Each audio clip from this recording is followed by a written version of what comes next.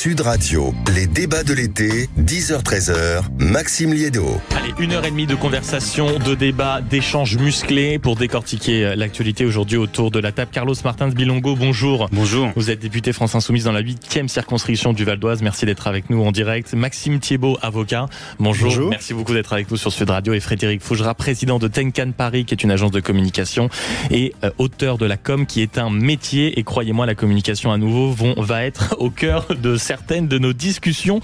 On va rentrer clairement dans le vif du sujet ce matin dès le premier débat et on attend votre coup de gueule, votre coup de cœur ou même vos réactions franchement pour venir discuter avec nous au standard sur l'application Sud Radio et appelez-nous 0826 300 300 et même directement sur les réseaux sociaux parce que ça fait un mois désormais que nous sommes sans Premier ministre, donc sans gouvernement ou alors un gouvernement démissionnaire, c'est-à-dire qui est chargé selon la bonne formule de gérer les affaires courantes, mais quand même depuis quelques semaines, et vous le savez auditeurs de Sud Radio, on a des situations catastrophiques un peu tous les jours. On a des urgences qui sont en grève, on a des médecins qui sont obligés de s'arrêter ou de faire des grands rassemblements parce qu'ils sont agressés. Encore ce matin à 10h, vous avez pu entendre ce témoignage. 4 jours d'ITT quand même pour le refus de délivrer une ordonnance. La rentrée scolaire approche. On a vu qu'il y avait par exemple du manque de matériel chez les pompiers. Et puis il y a ce qui se passe évidemment dans le monde, au Moyen-Orient, en Ukraine. Donc la question elle est simple. Auditeur 0826 300 300, j'insiste. Est-ce que la blague est pas finie? Il faut nommer un Premier ministre. Il nous faut un gouvernement pour s'emparer de tous les problèmes qui arrivent à bras-le-corps. Et j'ai même pas parlé du budget qui arrive début octobre. Autour de la table, qu'est-ce qu'on en pense? Je me tourne d'abord vers vous, le communicant, Frédéric Fougera. Est-ce que ça vous interpelle? Ça m'interpelle parce qu'il y a un moment il va bien falloir avoir un gouvernement, ça c'est certain. Je voulais juste revenir sur les affaires courantes. C'est pas seulement une bonne formule, c'est quand même quelque chose, c'est cadré, ça limite le pouvoir d'action des ministres démissionnaires. Donc faut être clair avec les choses. Je m'amuse aussi dans cette situation, qui n'est pas peut-être particulièrement amusante, mais je m'amuse de l'intérêt qu'on porte au budget. On n'a jamais autant porté intérêt au budget. Il faut que le budget soit voté. C'est peut-être une bonne chose. Oh là là, ce que le budget tout d'un coup intéresse tout le monde, en tout cas tout le bruit, toute la classe du bruit médiatique. Donc oui, il faut un gouvernement. Il y a un moment, il faut un gouvernement. On est dans une situation inhabituelle, je pense jamais connue, en tout cas sous la Ve République, d'avoir un gouvernement démissionnaire pendant plus d'un mois qui dure aussi longtemps.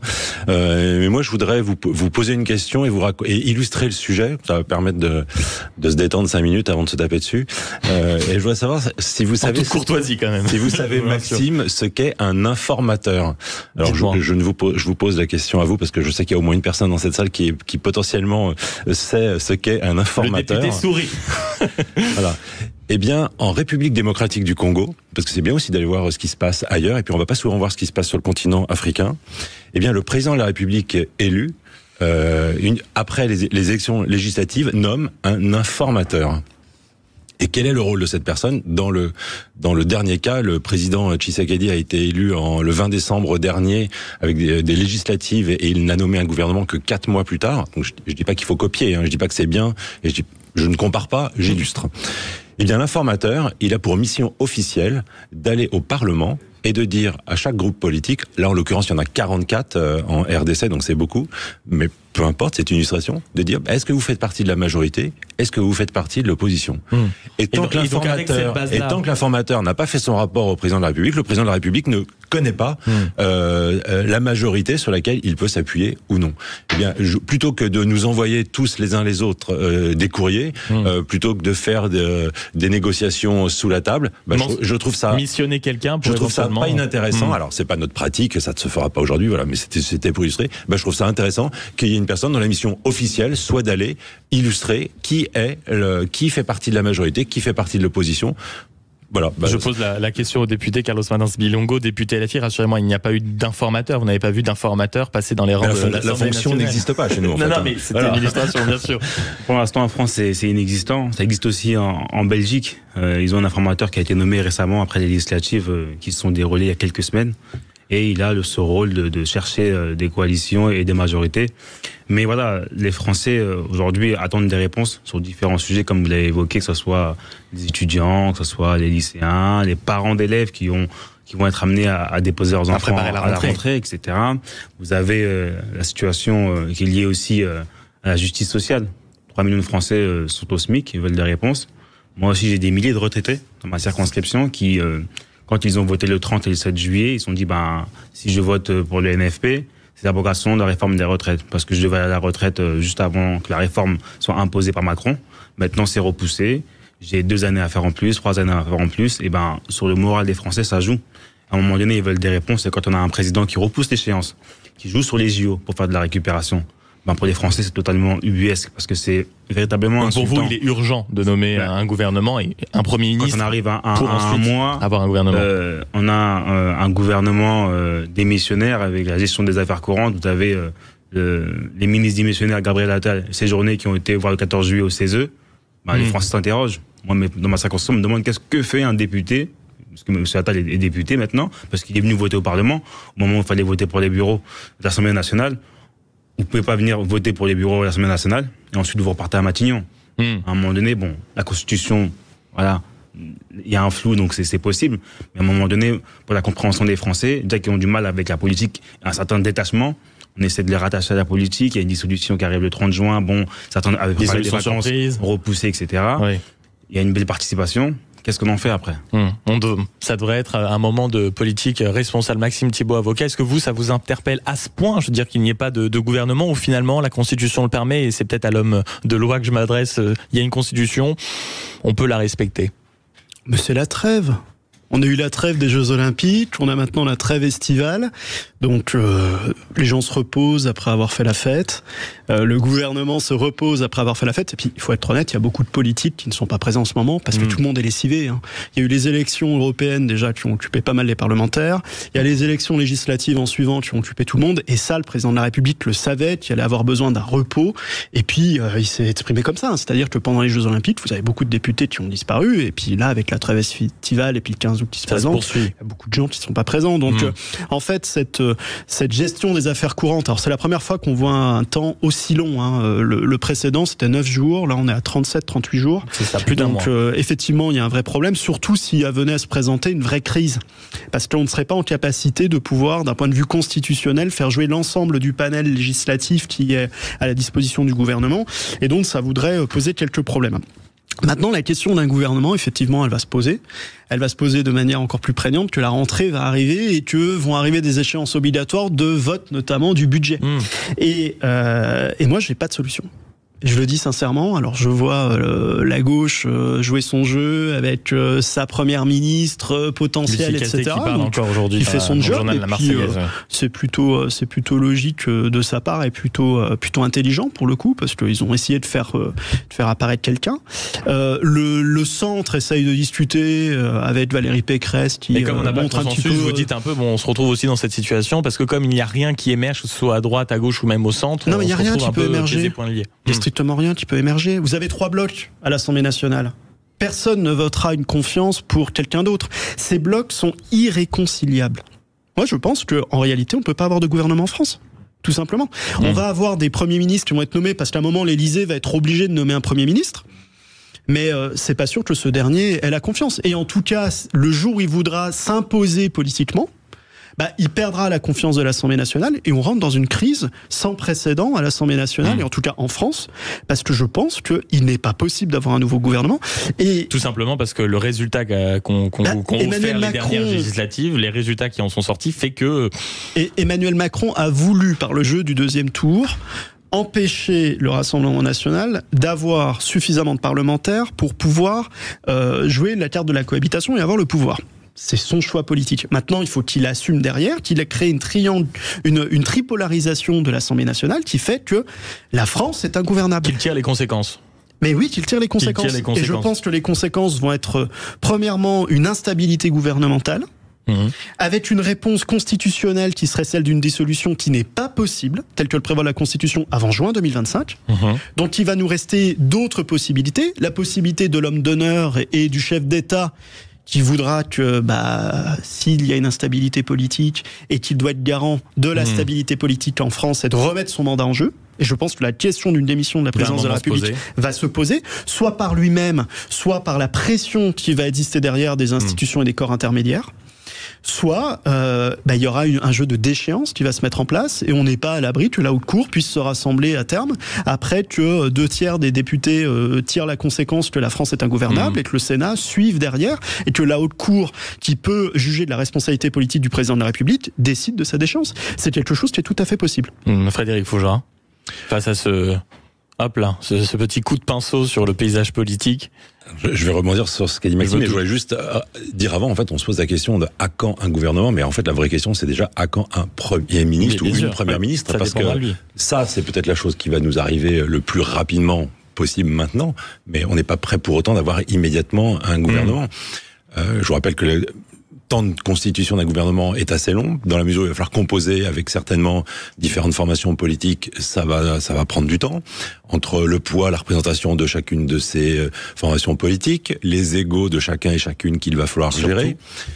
Après, il va falloir contrôler les situations financières des uns et des autres. Donc même quand une fois qu'il va être un gouvernement va être sur un papier avant qu'il nous soit communiqué, il va falloir du temps. Le gouvernement Attal, il y a eu 1 mois entre la nomination des ministres de plein droit et les secrétaires d'État.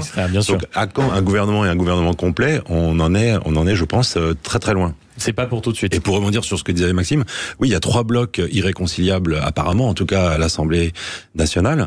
Et je demande pas au député qui est présent d'être juge de paix sur ces questions-là. Ça semble être mais le plus gros problème, c'est pas tant qu'il soit irréconciliable, c'est pas notre culture en France. On n'a pas une culture du compromis, etc. On n'a pas cette culture-là. Donc en France, on a tort ou on a raison.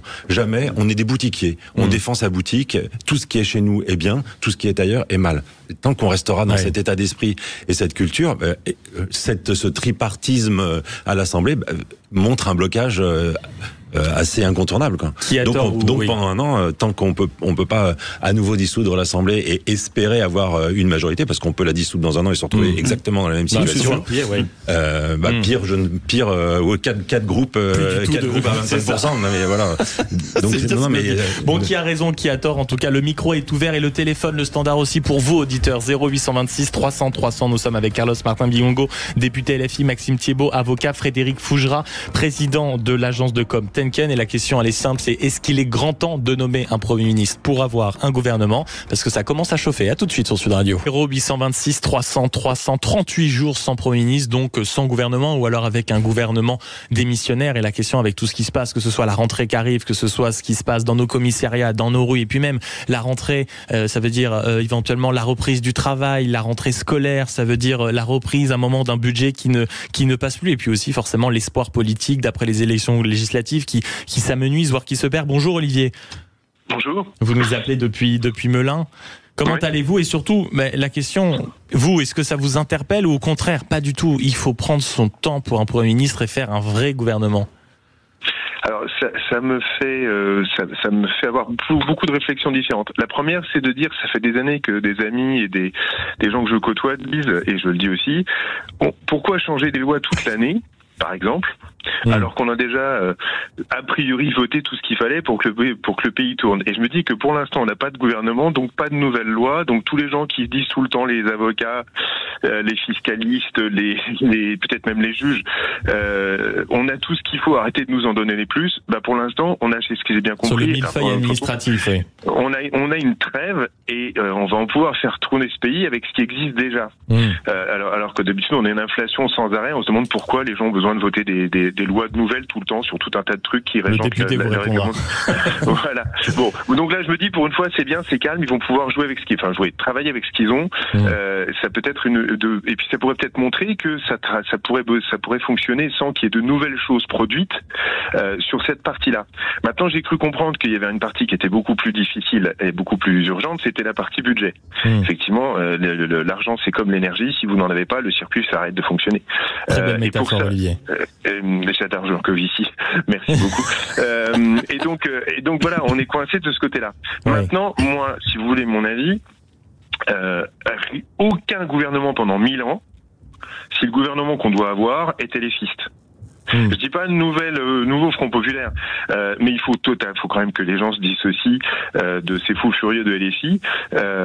Moi, ça m'irait très bien d'avoir un socialiste de type, je sais pas, Rocard, Chevènement. Bon, d'accord, c'est des socialistes un peu à droite, mais des gens qui ont un cerveau, qui sont structurés, qui veulent faire du social. Donc, ce que vous dites, Olivier, parce que là, ça va forcément créer un dialogue, et on a Carlos Martins Bilongo qui est là, député LFI. Vous dites en fait, attendez, moi je vous le dis franchement, je préfère même que ça dure encore un mois avec un gouvernement démissionnaire plutôt que d'avoir un Premier ministre LFI et donc un gouvernement qui lui ressemble. Qu'est-ce que vous répondez à l'auditeur Olivier, monsieur le député? Je pense que notre programme, il est viable et validé par des économistes. Moi, j'ai pas l'air d'un fou furieux, j'ai pas été défini comme ça par les gens qui me connaissent et mes électeurs. Je pense qu'on peut avoir des divergences d'opinion sur différents sujets. Je pense que c'est le volet économique que nous reprochent les libéraux, soit de remettre en place l'ISF. Nous, c'est argumenté.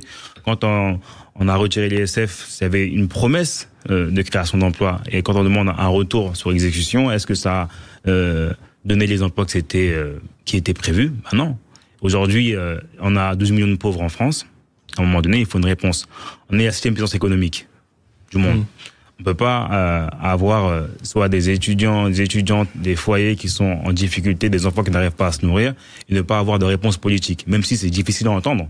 Mais dès lors où nous, économiquement, on dit que 9 Français sur 10, aucun ne verront leurs impôts augmenter. 9 Français sur 10. Je comprends ensuite que les seuls Français sur 10 qui restent, qui ont un appareil médiatique à mettre contre nous, usent de tout leur poids pour dire les insoumis sont des fous furieux. Les insoumis sont des fous furieux. C'est Olivier, auditeur sur radio, qui a appelé le 0826 300 300. Olivier, admettons que le fou furieux était certes le Parler Vrai Sud Radio, mais qu'il était un peu démesuré. Concrètement, qu'est-ce qui vous inquiéterait, puisqu'on a un député LFI avec nous, autant engager le dialogue. Qu'est-ce qui vous inquiéterait à l'idée justement d'avoir un Premier ministre LFI ou des ministres issus des rangs de Jean-Luc Mélenchon?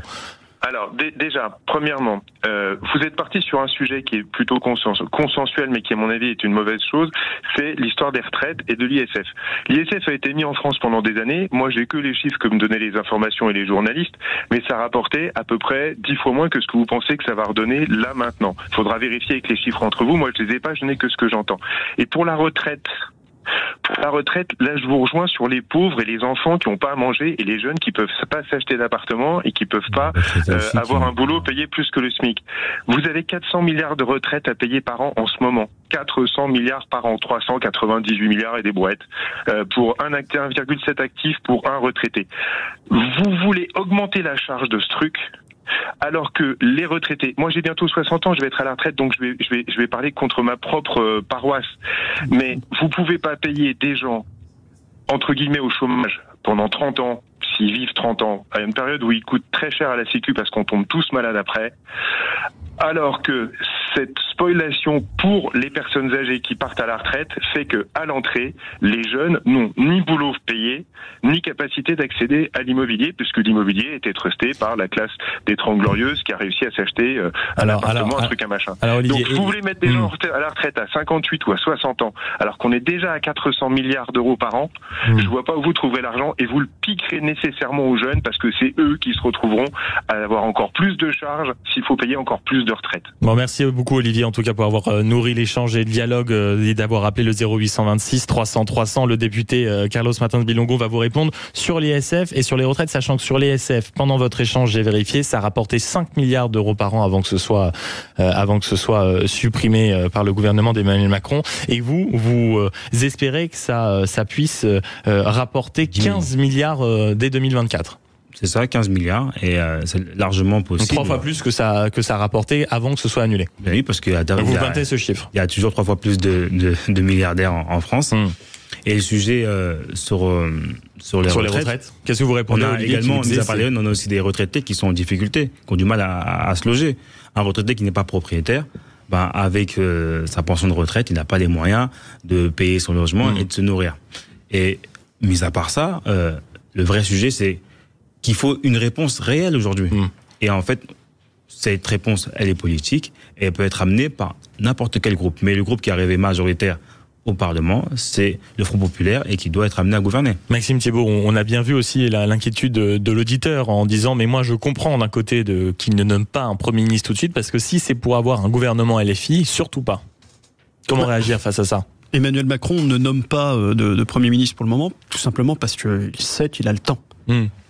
Et les circonstances lui donnent raison. Il y a eu les JO, il y a maintenant la trêve estivale. Donc, et on parlait du informateur tout à l'heure, de l'informateur. Il existe, chacun a son téléphone portable. Oui. On a bien vu ce qui s'est passé ces derniers jours. Lucien Castet, Stéphane Séjourné, Gabriel Attal, dont on reparlera dans quelques instants. Bien sûr. C'était dans les colonnes du Parisien ou du Figaro hier, expliquait que, vos confrères expliquaient qu'ils se voyaient souvent à l'Élysée, a priori. Donc, il y a des échanges. Il y a des tractations. Il y a des tractations. Mais effectivement, la question qui va devoir se poser, je voulais rebondir sur ce que disait votre auditeur tout à l'heure. On n'a pas besoin de voter de nouveaux textes pour appliquer ce qui existe déjà. Ça, c'est sûr qu'en France, on crève sous l'inflation législative. On est mais on n'aurait pas besoin de textes dans tous les sens. En revanche. Non, ce qu'on a besoin, par contre, c'est d'un projet de loi de finances rectificative. C'est-à-dire qu'on a besoin aujourd'hui de rectifier le budget qu'on avait voté, parce que chaque année, c'est ce qu'on fait. On vote un premier budget qu'on modifie ensuite dans l'année pour pouvoir continuer de dépenser correctement là où les besoins sont nés. Et le problème aujourd'hui, c'est que en ne faisant pas passer cette rectification, bien, on a des blocages qui commencent à arriver. On parlait des Canadair où il y avait des problèmes, des financements à certains endroits, on ne peut pas financer.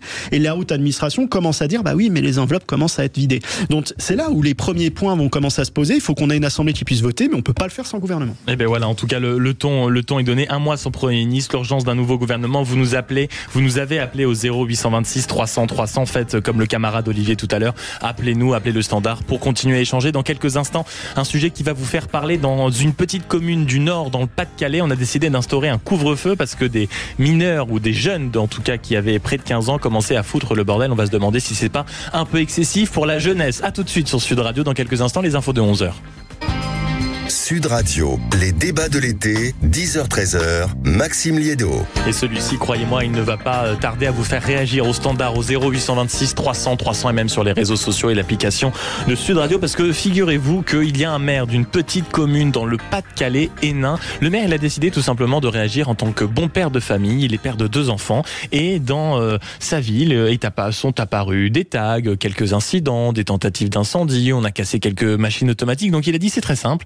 À partir d'une certaine heure, tous les enfants de moins de 15 ans, couvre-feu obligatoire, je ne veux plus en voir un seul dans les rues. Donc la question elle est simple, est-ce que c'est la solution? Peut-être même faut-il le généraliser, parce en effet, les enfants de 15 ans, c'est chez les parents qui doivent être et pas dans les rues passer une certaine heure, ou alors est-ce que vous trouvez ça mais totalement excessif? Le député LFI, Carlos Fatin-Bilon, qu'est-ce que vous en pensez?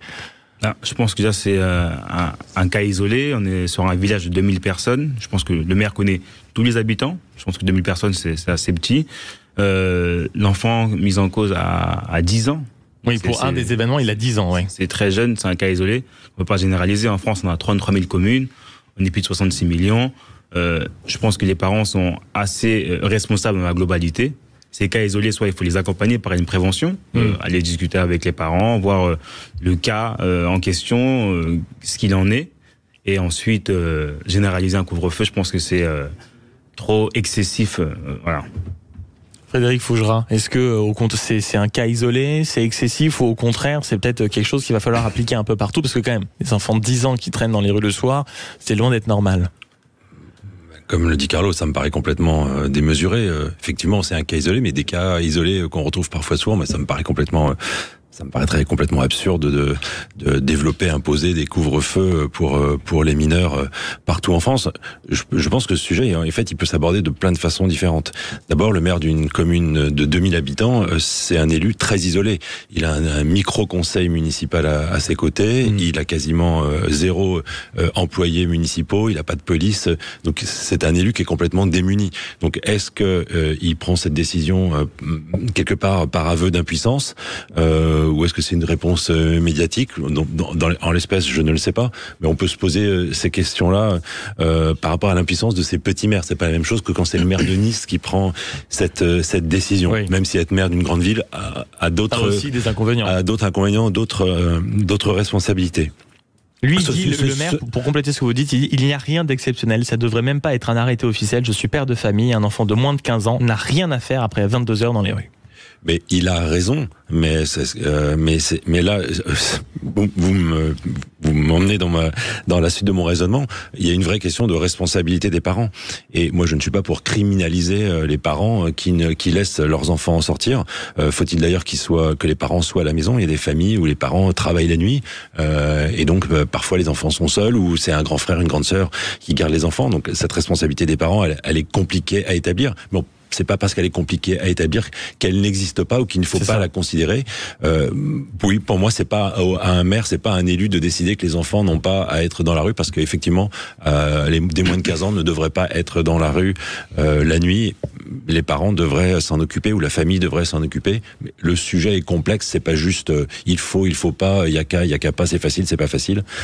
Il faut tenir compte de tout ce qui concerne ce sujet. Avant de vous donner la parole, Maxime Thiébaut, avocat, on aura votre avis là-dessus, mais je veux partir au standard, rejoindre Cédric. Bonjour Cédric. Bonjour à tous. Merci beaucoup de nous appeler dès que vous avez entendu le sujet. Vous nous avez appelé ici sur Sud Radio. Vous habitez à Béziers, il y a un couvre-feu permanent à Béziers. Alors, il y a un couvre-feu permanent à Béziers qui avait été retoqué par le Conseil d'État en 2014, parce qu'ils avaient déjà essayé de faire un couvre-feu en 2014, et il avait été retoqué par le Conseil d'État, et là il est validé par le Conseil d'État, donc sur une décision du maire de Béziers. Et c'est vrai que nous on voit un changement de comportement, on voit des choses qui se passent relativement bien. Je suis pas tout à fait d'accord avec le monsieur qui parlait juste avant, parce qu'en fait, Frédéric Fougera, communicant. Voilà, parce qu'il explique que dans les petits villages, il n'y a pas grand-chose et tout ça. Moi, je suis à côté de Béziers, donc je vais régulièrement sur Béziers, donc c'est pour ça que je peux en parler. Je suis dans un petit village où on a 960 habitants, et effectivement, on a tous ces problèmes-là, parce qu'on a un maire qui bouge, il a un conseil municipal, il a une police municipale, parce qu'en fait, c'est une police municipale de proximité de plusieurs villages. Dès qu'il y a un problème, on peut appeler 24 heures sur 24, ça arrive.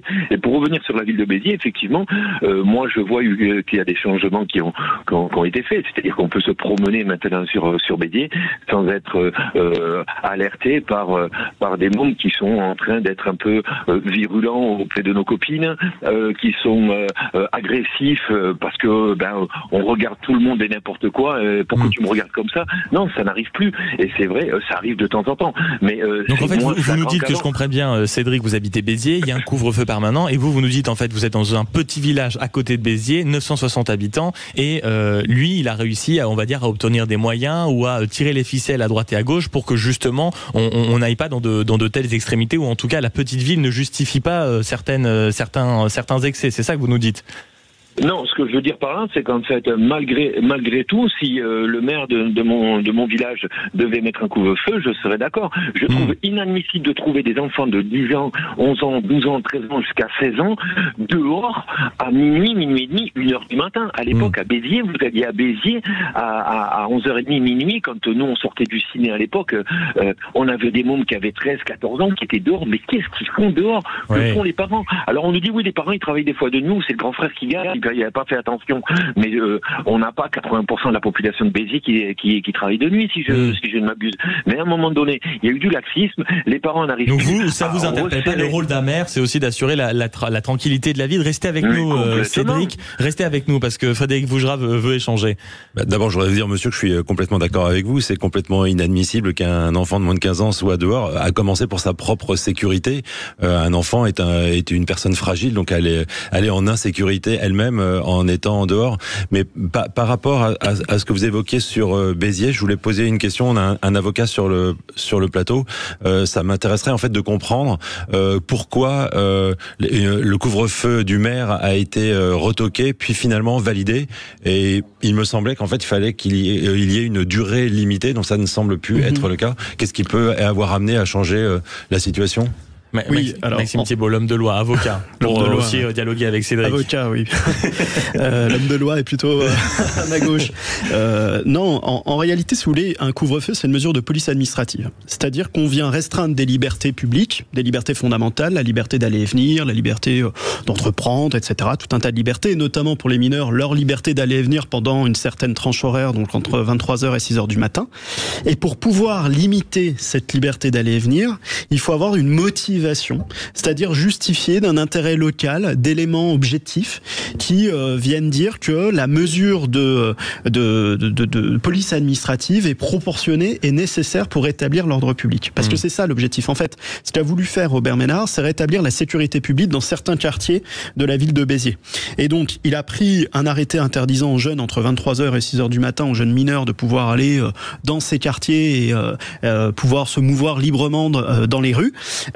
Il a apporté des éléments, notamment en démontrant devant le Conseil d'État qu'il y avait plus d'infractions que dans d'autres communes, qu'il y avait des réels troubles à l'ordre public, qu'il y avait beaucoup de problèmes. Donc il a justifié sa mesure.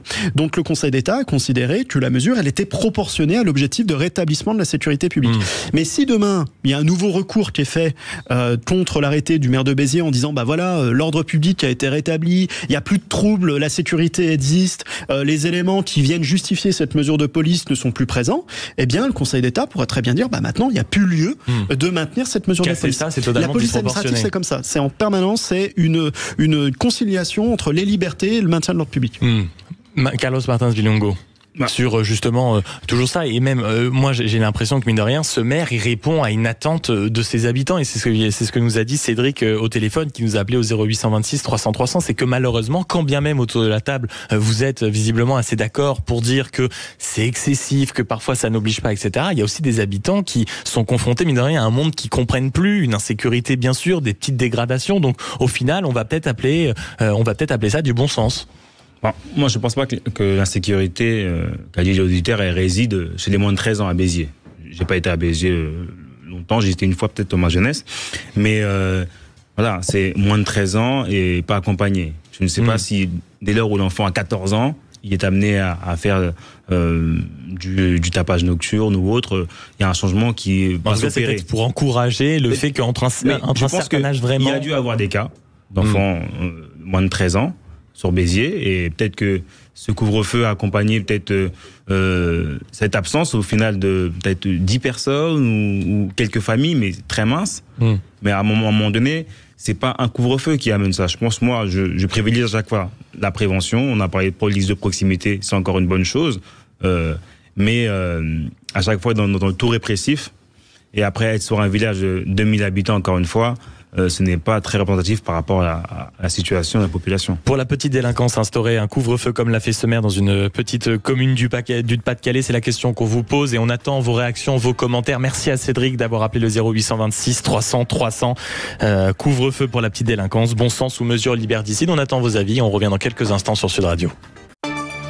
Sud Radio, les débats de l'été, 10h-13h, Maxime Liédo. Les pronostics, je m'appelle pas Jean-Paul Delperrier, mais ils étaient pas mauvais, puisque ça chauffe au standard 0826 300 300. Bonjour Franck. Oui, bonjour, j'interviens parce que je suis un petit peu surpris. On parle propre là à l'antenne, c'est bien, mais moi je suis... Mais parlez vrai sur Sud Radio, allez-y. Allons-y.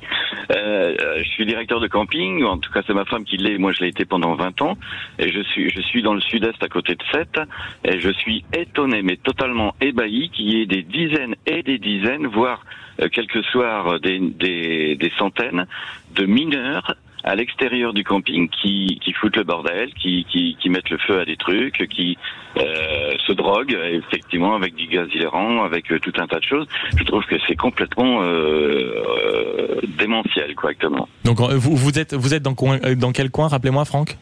Juste à côté de Sète. Juste à côté de Sète. Donc vous ne seriez pas choqué si tout d'un coup le maire de Sète venait vous voir, ou le maire de votre commune à côté de Sète, et vous dise bon mon petit Franck, je t'ai bien entendu, on va mettre un couvre-feu pour les mineurs entre 22h et 4h du matin. Donc je suis parent, je suis grand-parent. Il est évident que de dire c'est un couvre-feu, ça paraît un petit peu violent dans l'oreille des gens. Mais quand on voit le nombre de gamins qui sont dehors entre minuit et 5 heures du matin, c'est impensable. Et ça, ce qui est dans le camping en sud-est, c'est les gens qui viennent en vacances. Ça veut dire qu'ils sont comme ça à l'intérieur du continent, quoi. Laissez à eux-mêmes. Maxime Thiebaud, avocat, veut dialoguer avec vous, Franck. Non, mais effectivement, la question du couvre-feu, moi je suis pas un grand fan. Je vous le dis franchement. Pourquoi si c'est un outil qui se justifie par des circonstances locales comme à Béziers, pourquoi pas. Mais la vraie question, c'est qu'est-ce qu'on en fait derrière. Parce que, je veux dire, le gamin qui respecte pas la loi, vous mettez un couvre-feu... il va faire le mur, il sortira quand même. Le problème, c'est que j'ai l'impression, aussi bien des élus que même les parquets, mais qui sont débordés aussi, le procureur de la République est débordé, parce qu'on n'a plus de moyens dans ce pays. La vraie question, c'est de savoir comment, derrière, on accompagne d'un point de vue pénal ou judiciaire, quand on attrape ces gamins qui, à 11-12 ans, à 2h du matin, sont en train de foutre le feu à une poubelle. Et on a déjà l'arsenal juridique. On a un juge des enfants qui existe lorsqu'il y a une atteinte à la sécurité de l'enfant. Il y a des mesures éducatives qui peuvent être prises, il y a des mesures de sauvegarde qui peuvent être prises pour le mineur et contre les parents. Et je sais pas vous seriez pour sanctionner directement les parents quand au bout de la 2e, 3e fois peut-être, ça y est, le même est en train de foutre le bordel. Plus qu'une interdiction qui passe que... Alors, allez, on met un couvre-feu. Sympa, très bien. À 7, on a mis un couvre-feu. Il y a des gamins dans la rue. On appelle les gendarmes. On dit, il y a le couvre-feu, il n'est pas respecté. Ok, les gendarmes vont arriver. Ils vont faire une procédure. Ok, sympa. Elle va donner quoi, cette procédure derrière ? Elle va donner quoi ? Pas grand-chose. On va les raccompagner chez leurs parents éventuellement. On va les raccompagner. Ils seront peut-être convoqués devant un juge pour enfants. Je suis pas un grand spécialiste de la justice des mineurs, mais ça va donner quoi ? Pas grand-chose. Pourquoi ? Parce qu'on sait très bien que la justice des mineurs en France, elle fonctionne pas parce qu'on met pas les moyens derrière. Et en réalité, ce qu'il faudrait, c'est mettre énormément de moyens pour que quand on chope un mineur, surtout un primo-délinquant, derrière, il y a un vrai suivi.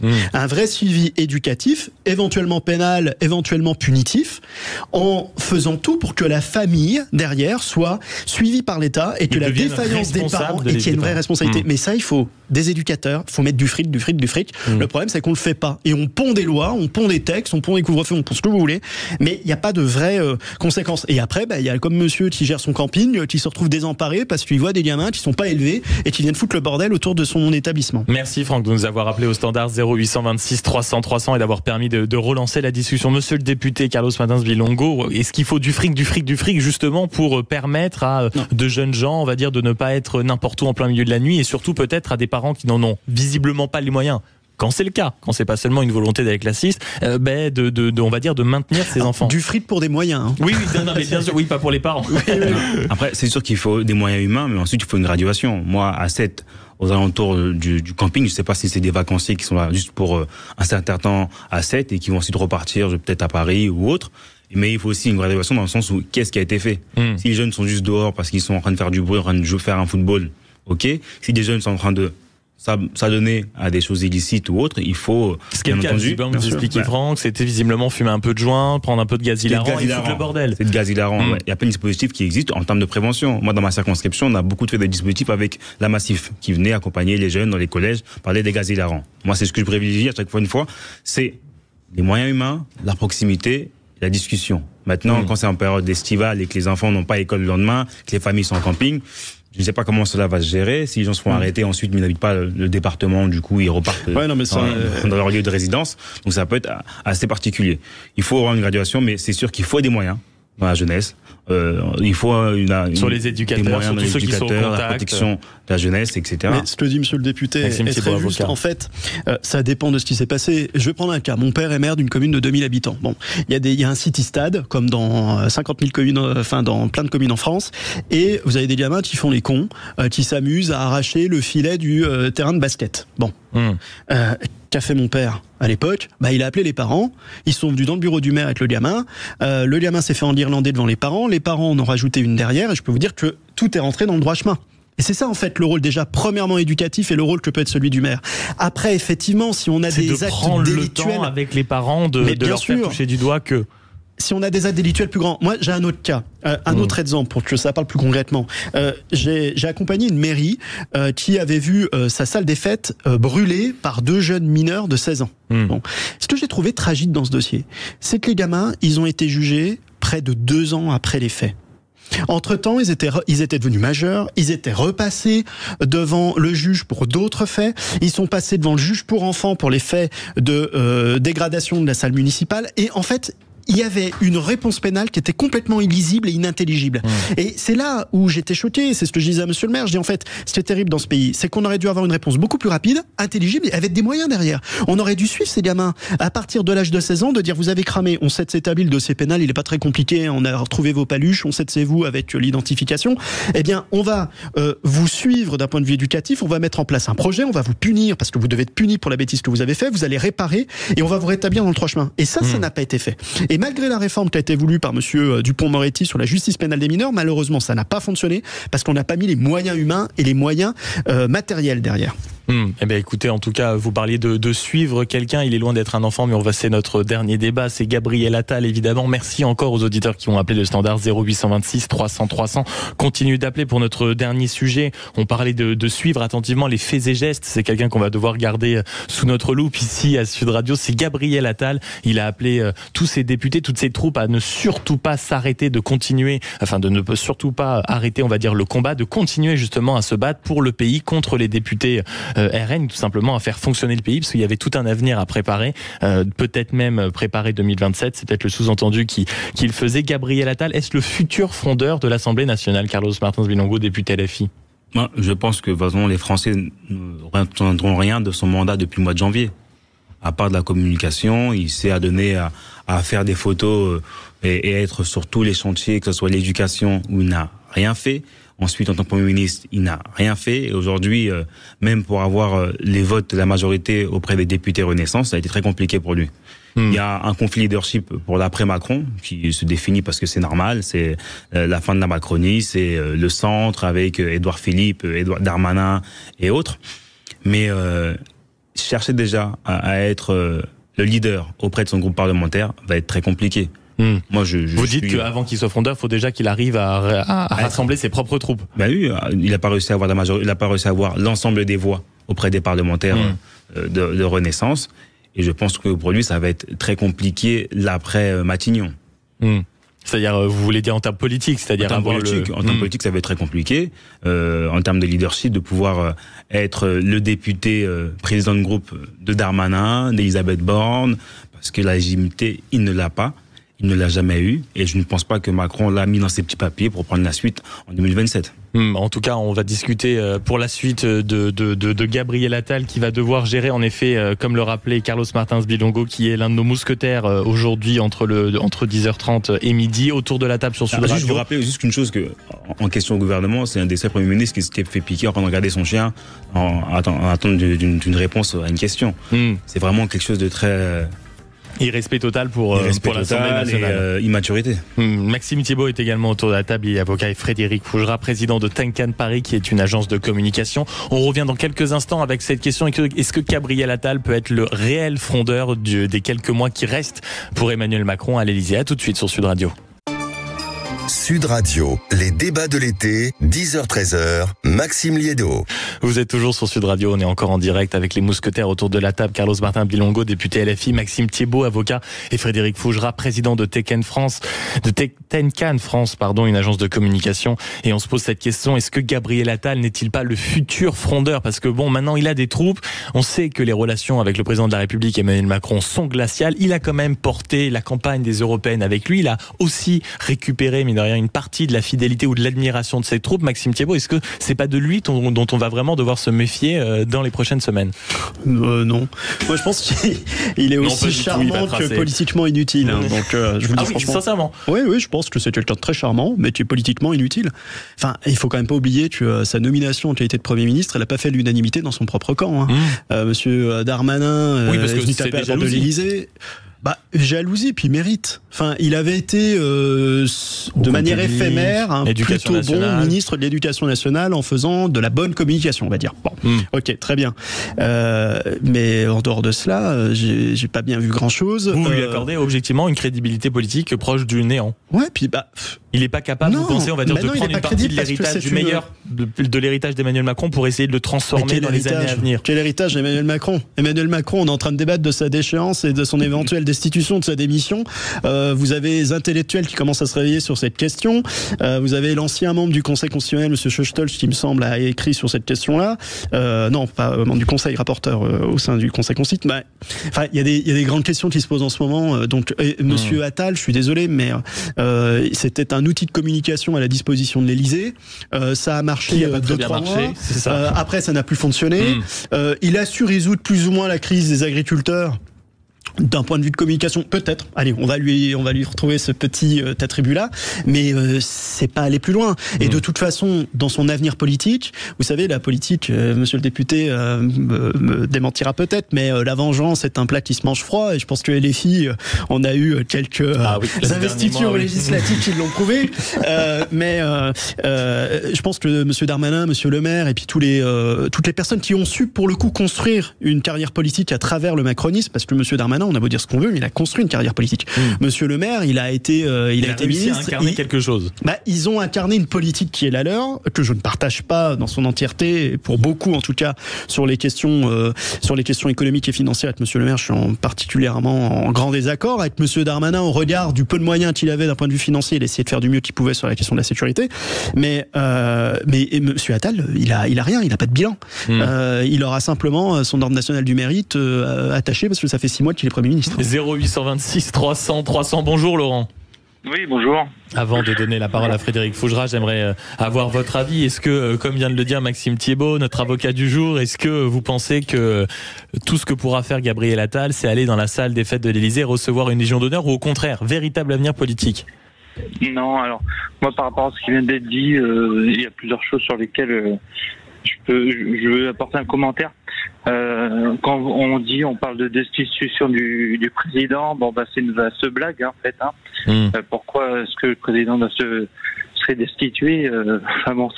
Ça fait plaisir qu'aux opposants de croire un truc pareil.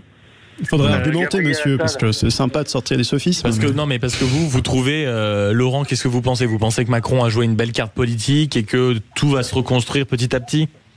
Moi, je pense que, alors, pour répondre à votre première question sur Gabriel Attal, il n'a pas de bilan, il n'a pas eu le temps, donc ça serait un peu indécent de porter un jugement sur son action.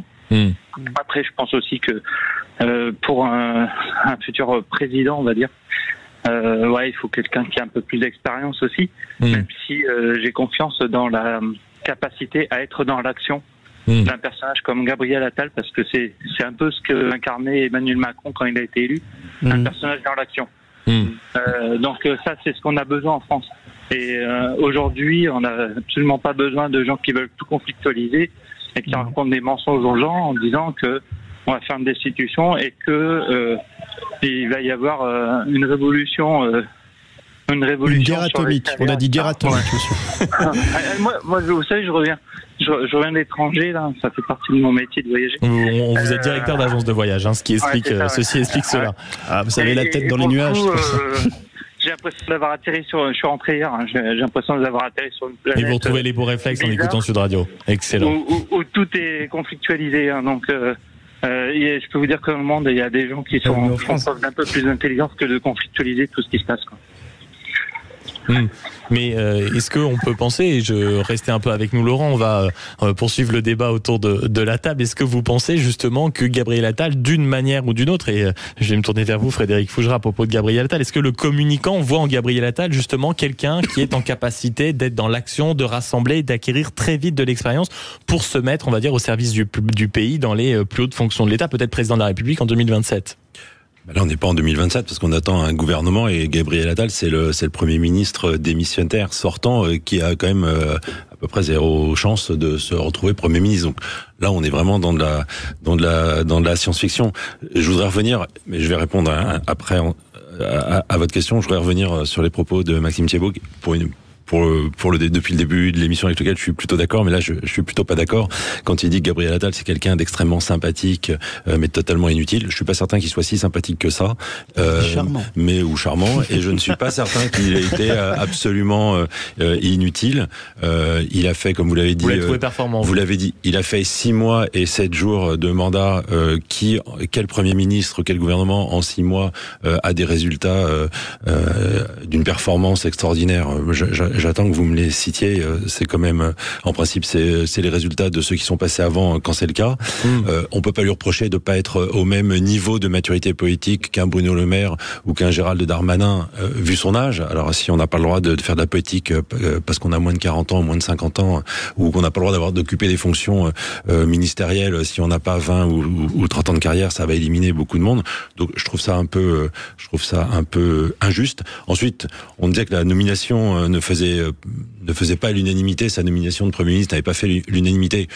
Alors, je n'ai jamais vu un seul parti d'opposition dire formidable ce nouveau Premier ministre. Donc ça, c'est sûr, pas, même au sein de son propre camp, on ne fait pas l'unanimité déjà au sein par rapport à l'opposition, et on ne fait jamais l'unanimité au sein de son propre mouvement, notamment de la part de tous ceux qui espéraient la place. C'est la rançon de la gloire. Je vous rappelle, je remonte un peu loin, mais je vous rappelle Édith Cresson, comment elle a été dézinguée par Bérégovoy qui s'imaginait légitime, et elle était illégitime sans qu'on sache pourquoi. Et le pauvre Bérégovoy n'a pas été mieux traité quand lui-même a été nommé Premier ministre. J'aurais une question à vous poser, parce que... Je vais écouter et répondre à la question. Et sur la question de départ, qui était celle des est-ce que c'est le nouveau frondeur? Évidemment, les médias en rêvent, parce qu'il va bien falloir trouver des polémiques pour discuter H24 sur tous les plateaux télé et radio. Mais c'est l'histoire qui le dira. Est-ce qu'il faut qu'on fabrique à l'avance les futurs frondeurs pour déjà pouvoir commenter ce qui n'existe pas? Je pense qu'on a un peu de temps, quoi. 0826 300 300. Laurent, est-ce que vous êtes un peu content de ce qui vient d'être dit? Ça a rétabli un peu ce qui s'était dit précédemment autour de la table? C'est pas le but. Oui, je suis complètement d'accord, notamment avec le dernier. Frédéric Fougerat. Oui, parce qu'à un moment, il va bien falloir que les médias trouvent un os à ronger, quoi. Non, mais après, ce qui est surprenant, en tout cas, merci beaucoup Laurent de nous avoir appelé, et bon retour sur Terre après être rentré de voyage. Merci d'avoir appelé Sud Radio 0800 26 300 300. La question, elle est légitime dans le sens où, mine de rien, Gabriel Attal, on a vu la façon dont il s'est, mine de rien, construit contre le président de la République au moment des européennes. C'est-à-dire qu'il y a eu la dissolution surprise, qui a été, et c'est un non-événement de le dire comme ça, véritablement un choc pour lui. On se souvient de la photo, on se souvient de la façon dont il avait accusé, on va dire, le coup pendant 2-3 jours. Et ensuite, rappelez-vous, les gens dans la rue, quand ils passaient, écoutez, vous êtes super, on vous apprécie beaucoup. Quand on peut avoir, on va dire, encore un peu d'espoir dans la Macronie, en revanche, le président de la République, c'est pas possible. Donc, est-ce qu'il va avoir, sans que ce soit fabriqué dans les médias? Je crois pas que les politiques aient beaucoup besoin des médias pour se fabriquer ou pour se raconter des histoires ou même pour se liguer contre ceux qui l'ont fabriqué. En revanche, il peut avoir une volonté, on va dire, de tout simplement s'inscrire au fur et à mesure contre ce qu'a pu faire Emmanuel Macron, Maxime Thibault. Gabriel Attal, déjà, d'un point de vue médiatique, il a plutôt eu les amitiés des médias et de la presse. Franchement, il a eu des belles unes, il a eu des beaux médias, on va quand même pas se mentir. Le constat que je faisais était plus factuel qu'une attaque personnelle contre Gabriel Attal. Effectivement, il n'a pas non plus le temps de créer une politique qui lui permette derrière d'inscrire une ligne. Mais pour autant, est-ce qu'il y a une idéologie ou une opinion, une conviction qui serait celle de Gabriel Attal? Est-ce que Gabriel Attal est identifié derrière ou comme le porteur d'un projet politique qui serait différent du président de la République? Moi, je suis désolé, j'ai l'impression que c'est le en même temps qui s'incarne à travers une jeunesse différente de celle de M. Macron. Donc l'espace politique est ultra réduit. Et sa personnalité en elle-même, je suis désolé, c'est pas une personnalité qui incarne plus qu'une autre dans le macronisme. Est-ce qu'il représente quelque chose politiquement, Gabriel Attal, député LFI? Carlos Martins Vilongo? Moi, il représente très peu de choses. Mis à part avoir été Premier ministre 6 mois, il est là quand même dans le paysage politique depuis 7 ans. 7 ans, secrétaire d'État à la jeunesse, à l'éducation. En 2 ans de mandat sur ce ministère-là, pas grand-chose à retenir. Porte-parole du gouvernement, pas grand-chose à retenir. Et à l'éducation, non plus. Il a fait tous les gouvernements. Jean Castex, Édouard Philippe. Votre camp s'était quand même indigné sur des éléments comme l'interdiction de la baya, etc. quand il était au gouvernement. C'était juste un effet de communication parce qu'au même moment, il y avait un vrai sujet sur le harcèlement scolaire. On n'a pas eu de réponse, malheureusement. Il y a eu encore des cas de décès d'étudiants qui se sont suicidés. Et ça a été véritablement foudroyable pour la jeunesse. C'est là qu'on attend un ministre de l'éducation, c'est sur les vrais sujets. Et l'harcèlement est un vrai sujet. Harcèlement scolaire. Moi, je suis enseignant de formation. Vous continuez à dire qu'il ne représente rien. Rien du tout. Parce que politiquement, il faut soit on pèse au sein d'un mouvement politique, qui est Renaissance, qui est les libéraux, on est sur le terrain, mis à part le fait d'avoir un ministère, il faut être au contact des populations, savoir drainer une politique et une vision aussi politique sur le moyen, long et sur le court terme. Malheureusement, c'est pas le cas. Après moi, c'est pas de mon fait parce que c'est pas ma politique, donc tant pis pour eux, la Macronie. Mais c'est un projet politique qui s'arrête, qui va être soit repris en main par Édouard Philippe ou par M. Bayrou, mais c'est clair que sur l'échiquier politique des années à venir, Gabriel Attal s'est mis Je suis étonné de votre réponse parce que je m'attendais à un député LFI qui me dise mais si c'est le ministre qui était au gouvernement quand il y a eu la réforme de la retraite, quand il y a eu la réforme de l'assurance chômage, quand il y a eu les gilets jaunes, quand il y a eu la crise de la santé, et finalement vous dites bon, il représente rien politiquement. J'ai l'impression que dans les gens, Gabriel Attal justement incarne quelque chose. Est-ce qu'il pèse quelque chose politiquement? Il est quand même patron du groupe présidentiel à l'Assemblée nationale, mais pour les gens, je crois quand même qu'il est identifié comme étant clairement le prolongement du macronisme. La France a connu le meilleur d'entre nous. Juppé était hyper bien vu, avait de super sondages, et puis il a jamais pu incarner sur sa personne. Bon, Gabriel Attal, ça a été un peu cette parenthèse-là au début. Une sorte de Juppé, le meilleur d'entre nous, le meilleur jeune du macronisme. Mais bon, moi je pense que, et c'est terrible, parce que je pense que Gabriel Attal, au fond de lui-même le sait, il a été piégé par Emmanuel Macron. On sait très bien qu'Emmanuel Macron, en l'envoyant à ce moment-là avec une crise économique qui était distante, une crise internationale aussi bien sur la question israélienne que sur la question ukrainienne, ça allait être très compliqué pour lui. C'était un suicide politique. D'être Premier ministre dans une situation politique comme ça, à près de 3 ans, 3 ans de la prochaine élection présidentielle, c'était pratiquement impossible qu'il s'en sorte. En plus, c'était l'arme anti-Bardella. Oui, quand mais on est est-ce que vendu ça comme ça, c'est comme ça qu'on l'avait vendu. Pour le coup, sur l'arme Le mot de la fin de Frédéric Fougerat. Mot de la fin, je sais pas. Ce qui est particulier, ça le sera. Ce qui est particulier et compliqué pour Monsieur Attal, c'est que quelque part il débute sa carrière en étant Premier ministre. Alors évidemment, c'est pas le chemin et le parcours habituel de tous les gens qui font de la politique. Donc normalement, un Premier ministre, on peut dire combien il pèse. Là, c'est plus compliqué de dire combien il pèse, puisqu'en fait, c'est le début de sa carrière politique. Donc on le saura plus tard. Donc à suivre tout simplement, et peut-être qu'on vous retrouvera au micro de Sud Radio dans quelques semaines pour voir ce que devient politiquement Gabriel Attal. Vous restez avec nous sur Sud Radio. Parce que avant qu'on soit rejoint par le camarade Clément Arion pour les Jeux Olympiques dans tous leurs états, c'est l'heure des coups de cœur et des coups de gueule. À tout de suite. Sud Radio. Sud Radio. Parlons vrai. Parlons vrai. Sud Radio. Parlons vrai. Alors, je vous avais promis un peu de douceur parce qu'on allait terminer par les coups de cœur et les coups de gueule. Bon.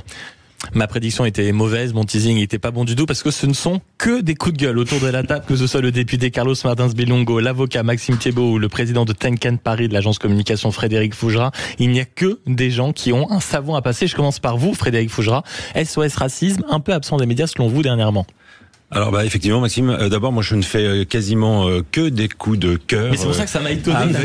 Avec Valérie Expert, mais depuis qu'elle est partie en vacances, je ne fais que des coups de gueule. Voilà, je suis impatient peut-être de la retrouver, je ne sais pas. Mais c'est pas sympa pour ceux qui la remplacent. Oui, moi je le prends très bien. J'ai voulu faire un coup de gueule contre SOS Racisme et je devrais dire, pour être parfaitement honnête, contre mes amis de SOS Racisme, car j'y compte des amis, beaucoup d'amis aux côtés desquels j'ai participé à la lutte contre le racisme et les discriminations, j'allais dire depuis longtemps, mais j'ai envie de dire en réalité depuis toujours. Ce qui a toujours été à l'honneur de SOS Racisme, c'est de lutter contre l'injustice des discriminations, et donc de toutes les discriminations, pas seulement celles qui nous dérangent, en mettant de côté ou en oubliant celles qui nous indiffèrent, voire celles qui nous dérangent. Mais depuis des semaines, je dis bien des semaines, où des élus de la République mettent des cibles dans le dos de citoyens en les accusant d'islamophobie, en jouant et les accusateurs et les procurateurs, ou celles et ceux qui défendaient la liberté d'expression et d'humour pour Guillaume Meurice hier voudraient l'interdire aujourd'hui à Sophia Aram. Et sans prendre parti, je pense que le minimum de cohérence, ce serait de défendre les mêmes droits à l'humour pour tous. Quand certains athlètes entachent la délégation olympique française avec des propos racistes, antisémites, homophobes, alors je me pose la question, mais où est SOS Racisme là? Vous êtes où, les amis? C'est le moment de vous faire entendre, de rappeler à certains la raison, ou alors de les mettre face à leurs responsabilités. C'est peut-être aussi le moment d'engager des procédures en justice. Alors j'imagine que leur silence est plus une preuve d'embarras que de complicité, mais j'ai vraiment envie de leur dire à SOS Racisme, réveillez-vous, bouge-toi mon pote, quoi. Bouge-toi mon pote. Et on rappelle, pour ceux qui n'auraient pas suivi, Sophia Aram, elle a fait une blague suite à la réception d'une médaille par une athlète voilée, et la blague a pris des proportions absolument délirantes, critiquées notamment par Sandrine Rousseau, etc. Je suis obligé de me tourner vers vous, Carlos Martins Bilongo. Vous aussi, vous appelez au réveil de SOS Racisme, ou vous préférez vous taire parce que vous êtes embarrassé par la situation? Pas du tout embarrassé. Après, je suis pas l'avocat de SOS Racisme, mais en fait, je pense que notre pays souffre aussi du deux poids deux mesures à chaque fois qu'on a une situation en face de nous.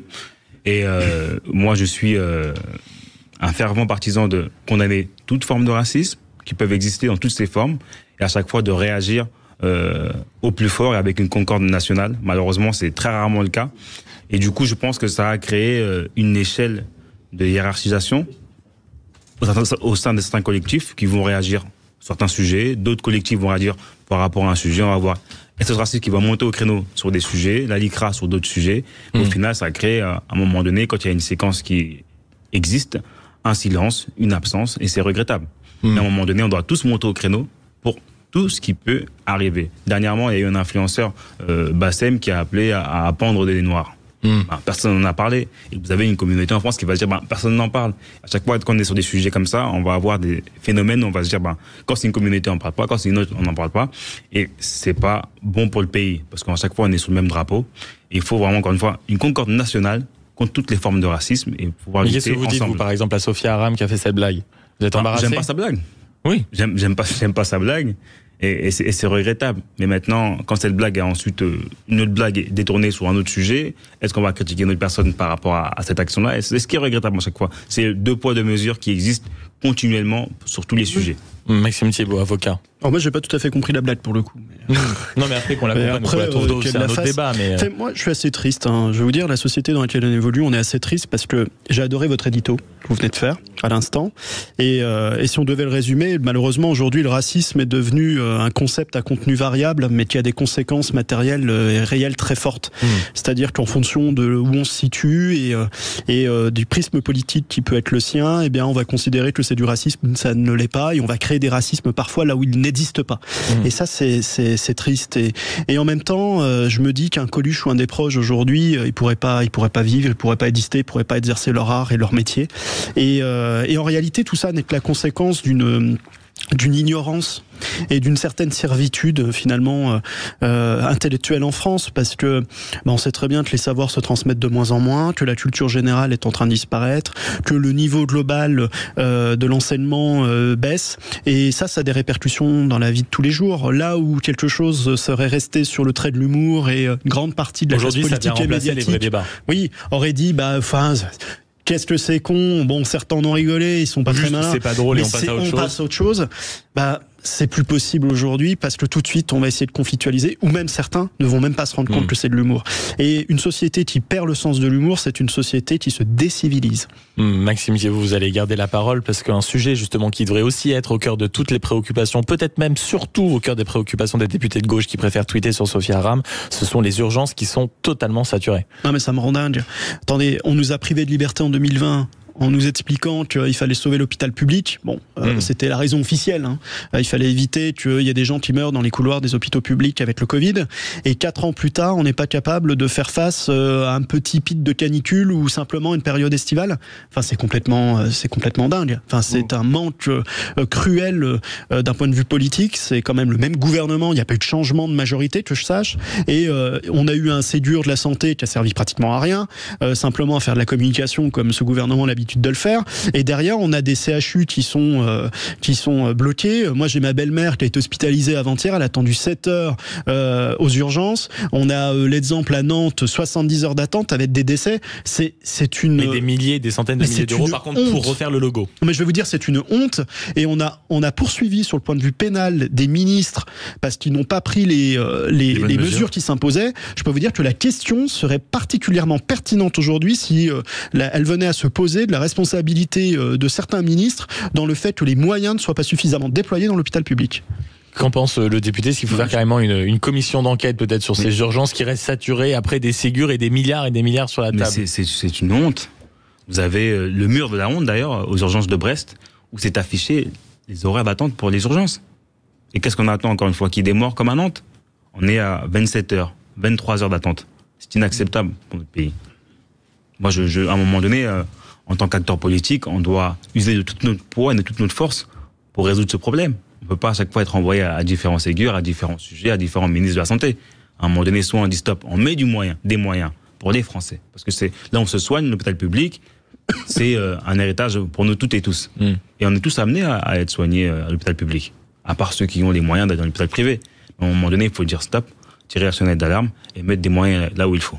Surtout quand on nous dit à longueur de placo qu'il ne faut pas s'inquiéter parce que nous sommes le meilleur système de santé au monde. Frédéric Fougera, sur le coup de gueule de Maxime Thiébaut. Non, mais je suis d'accord. Ce qui est effrayant, c'est que ça fait 15-20 ans, peut-être plus, que cette question des urgences revient toujours. Alors, elle revient aussi spécialement l'été avec quelques pics de chaleur. C'est pas digne de notre pays, quoi. Et surtout qu'on a encore parlé la semaine dernière sur Sud Radio, vous l'avez entendu dans la matinale, encore cette semaine, parce qu'il y a eu des grèves dans des services d'urgence, et nous on nous expliquait que c'était devenu, j'ai posé la question comme vous venez de dire Frédéric Fougera, à savoir que c'était insupportable d'avoir chaque été toujours les mêmes personnes qui se plaignent, c'est-à-dire d'être un mauvais. On sait qu'il va y avoir la canicule, dès le mois de septembre et le mois d'octobre, on sait qu'il y aura une canicule au mois de juin, juillet et août, on fait une planification. Mais là, le pire, c'est que la personne est l'une des chefs de service des urgences avec qui on était et nous expliquait tout simplement, elle fait, ah non, ça se répète pas chaque été. Ça s'empire chaque été. Donc c'est ça qui est totalement scandaleux. Elle disait que notamment l'argent qui avait été débloqué, ça s'était peut-être arrivé jusqu'aux administrations, mais à ceux qui avaient les mains, on va dire, en pleine opération, visiblement, n'avaient pas eu le temps de recevoir le chèque. Et c'est vers vous que je me tourne, monsieur le député Carlos Martins Bilongo, pour votre coup de gueule, encore, je vous avais prévenu, chers auditeurs, ça concerne aussi, mine de rien, un endroit où on devrait mettre des moyens, parce que c'est les universités, les étudiants. Bien sûr, les étudiants. Aujourd'hui, le coût de la vie étudiante a augmenté. Depuis 2017, les frais d'inscription ont augmenté à hauteur de 35%. Et en fait, cette jeunesse qui va peut-être aller faire médecine, même si avec le numerus clausus et le numerus apetrus, ils sont bloqués, nos étudiants, ils vont souvent étudier à l'étranger, en Roumanie, pour avoir leur diplôme de médecine. Et c'est ce qui est regrettable. Mais augmenter les frais d'étudiants français déjà, c'est compliqué parce que ces jeunes-là vont avoir du mal à faire des activités éventuellement extra-scolaires, du sport ou autre, ou la vie quotidienne, aller au théâtre, etc., etc., et même se nourrir. On l'a vu. Et même les banques alimentaires, la vie quotidienne, les loyers, les banques alimentaires, les transports, les banques alimentaires des universités ont vu des files d'attente énormes. À un moment donné, qu'est-ce qu'on fait?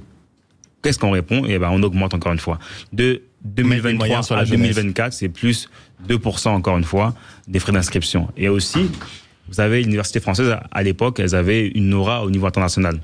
Et ben, quand on augmente nos frais d'inscription, les étudiants d'autres pays ne viennent plus en France étudier.